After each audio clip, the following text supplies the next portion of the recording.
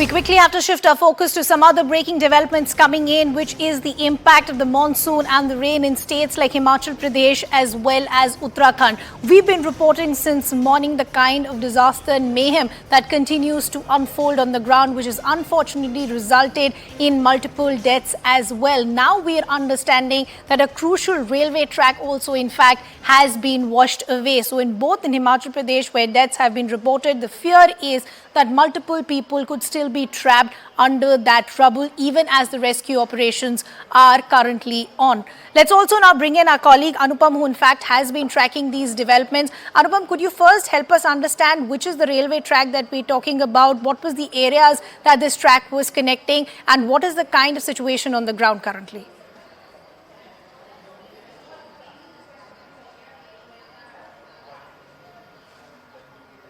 Anupam, can you hear me?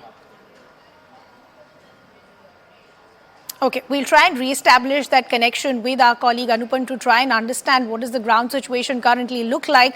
But as we pointed out, rain continues to wreak havoc in Uttarakhand as well as Shimla. The Kalka-Shimla railway track between Julog and Summerhill now in fact has been washed away due to heavy rains. Movement of trains has also now been impacted. Many trains have been cancelled. In Uttarakhand, the river Ganga is now flowing above the danger mark. So that continues to be a big concern for people living in and around those areas. So as I pointed out, not just Himachal Pradesh, but Uttarakhand also facing the wrath as far as rain is concerned. Both these states, you have authorities working round the clock to try and ensure that the loss is minimal, also to move people to safer locations, also to ensure that loss of life can be contained. But unfortunately, in a state like Himachal Pradesh, it's been a double tragedy. Double landslides have been reported, which unfortunately has resulted in more people getting trapped and deaths that have been confirmed by authorities on the ground as well. Now we're understanding the Kalka-Shimla railway track between Jutog and Summerhill railway station is washed away due to the heavy rains that still continue. I believe our colleague Anupam is now back with us. Anupam, if you can hear me this time, help me understand what's happening on the ground. Talk to us about the locations that this railway track used to connect. What is the kind of rescue and relief work that's happening on the ground as well? See, as far as the information regarding this railway track is concerned, we have learned this this something, the incident has happened in neighboring Himachal. But as far as Uttarakhand is concerned, the several roads have been blocked. The Char Dham Yatra has been discontinued for the next 2 days, and some couple of hundred people are. We have been just told that they are trapped in somewhere near Chamoli because there is a bridge which has been washed out in the rain. So there have been massive distractions across the state, and administration is still gathering information about the scale of the devastation. But we have seen earlier today more than 100 people were rescued from Shivpuri, which is in one of the railways tunnel. And now the information is coming from other people who are also trapped, but due to landslide near Chamoli and Rudprayag. So all the rivers in the state are flowing above danger mark. And this is one of the concerns of the officials. And they have also informed, the officials also informed that they have alerted their colleagues in Western UP for the flood-like situation which could happen in a day or two. Yes. Anupam, we'll have to leave that conversation there. Thanks a lot for getting us all those details. Our colleagues have also been sending ground reports, multiple other reactions also coming in. Let's take a look. जी हाँ, देखिए अभी हम मौके पर हैं राजधानी शिमला के साथ जो समरहिल लगता हुआ इलाका है उसके पास ये शिव बॉडी इलाका है। एक शिव मंदिर देखिए भूस्खलन की चपेट में आ गया है। अभी जो रेस्क्यू ऑपरेशन है वो किस तरह से चल रहा है, ठीक ये जानकारी निकल कर आई कि 7 साढ़े 7 बजे के बीच जो है ये लैंडस्लाइड हुआ। उस वक्त मंदिर में लोग पहुंचे थे, पूजा करने लोग पहुंचे थे और कुछ स्थानीय लोग यहाँ पर मौजूद थे और कुछ वर्कर भी थे। तो उस वक्त ये भीषण जो है लैंडस्लाइड यहाँ पर हुआ है और ये तस्वीरें देखिए। ये अभी जानकारी दे दें कि अभी 3 जो बॉडीज हैं वो यहाँ से रिकवर कर ली गई हैं। उसमें दुखद खबर ये है कि 2 उसमें बच्चे भी शामिल थे।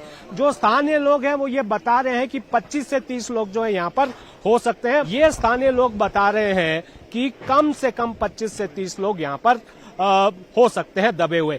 एक और यहाँ से राहत भरी खबर देखिए ये निकल कर आ रही है गृहा कि ये बताया कुछ लोगों ने कि जहां पर आपको ये लोग नजर आ रहे हैं, इसके ठीक नीचे अगर कैमरे की नजर से दिख रहा हो कि यहाँ पर एक घर जैसा आपको कमरा जैसा नजर आ रहा होगा, ये मंदिर का पार्ट है। और इससे अंदर से किसी को फोन आया है कि शायद कुछ लोग जो है अभी जिनके जिंदा होने की संभावना है, हालांकि उनका फोन बंद हो चुका है। ये बताया जा रहा है, शायद 6 से 7 लोग बताए जा रहे हैं कि वो अभी अंदर हैं और सुरक्षित ऐसा माना जा रहा है। तो कोशिश जो है यही है कि किसी तरह से उन्हें यहाँ पर जो है सुरक्षित निकाला जाए।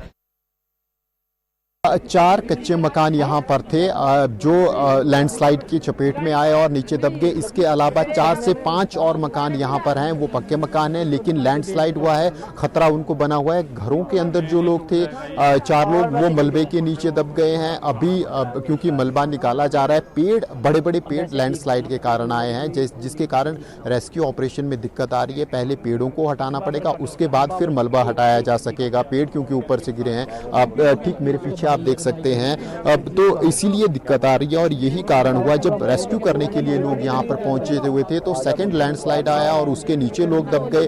अब उसके कारण फिर ज़्यादा नुकसान हुआ है। अब यहाँ पर आप देख सकते हैं बड़ी संख्या में हालांकि एडमिनिस्ट्रेशन यहाँ पर मौजूद हैं और रेस्क्यू ऑपरेशन कंटिन्यूअस है। अब लगभग 1 घंटे से यहाँ पर continuous rescue operation full flash चला हुआ है। लेकिन अब जिस प्रकार बार बार लैंडस्लाइड आ रहा है, और ये देखिए, ये वो पुल है जिसकी अप्रोच रोड इस बारिश में ध्वस्त हो गई जाखन नदी के उफान के कारण। ये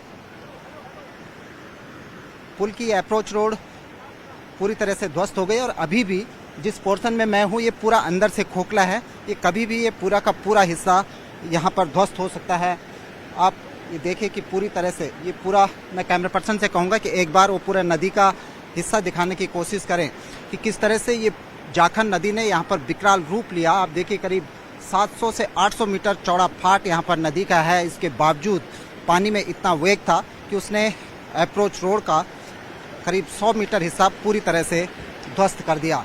पूरी नदी में जगह जगह आपको पेड़ उखड़े हुए मिलेंगे, जो इस बात का गवाह हैं कि यहाँ पर रात के समय कितना तीव्र प्रवाह पानी का रहा होगा। और निचले इलाकों में इसके बाद और भी तबाही का आलम है। जो रिस्केज से आपने अभी दृश्य देखे, पहाड़ों से आपने दृश्य देखे, वो इसी तरह के दृश्य हैं जिसके चलते लोगों को भारी मुसीबतों का सामना करना पड़ रहा है। अभी तक इस पूरी डिजास्टर में 15 जून से अगर हम मानसून काल की बात करें तो इस 2 महीने में 60 से अधिक लोगों की उत्तराखंड में मौत हो चुकी है, जो अपनी जान गंवा चुके हैं। इसके अलावा 17 लोग अभी भी मिसिंग हैं इस पूरी आपदा के दौरान। तो मानसून की बारिश की एक एक बूंद उत्तराखंड पर कहर बनकर टूट रही है। अमनदीप, आप देखिए कि ये पुल जो ध्वस्त हो गया, हालांकि अभी जो PWD के ऑफिसर्स हैं वो यहाँ पर मौजूद हैं, उनसे जो हमारी बातचीत हुई उनका कहना है कि 2 से 3 दिन के भीतर इस पुल को रिस्टोर कर लिया जाएगा, इस अप्रोच रोड को। लेकिन जिस तरह के हालात मौसम के बने हुए हैं उसमें बहुत संभव ये बात लगती नहीं है कि 2 से 3 दिन के अंदर इसे रिस्टोर किया जा सकेगा। सभी जगह रास्ते बंद हैं, सभी जगह पुलिस अलर्ट है और हमारी SDRF की टीमें लगी हुई हैं। चमोली में भी कई जगह प्रॉब्लम आई है, बादल फटे हैं, एक जगह मवेशियों के लॉस की सूचना है। इसी तरह रुद्रप्रयाग में भी ऐसा ही हुआ है। उत्तरकाशी में एक जगह बादल फटा है, मोरी क्षेत्र में। पौड़ी क्षेत्र में एक बड़ी सूचना आई है कि मोहन चट्टी के पास कोई रिसोर्ट है, उसमें एक फैमिली दब गई है। संभवतः उसमें 4 लोग अभी मिसिंग हैं, तो वो एक बड़ी सूचना है। Well, that's the big story that we'll continue to track right here on CNN News 18. For now, we're slipping into a very short break. We're coming back with lots more.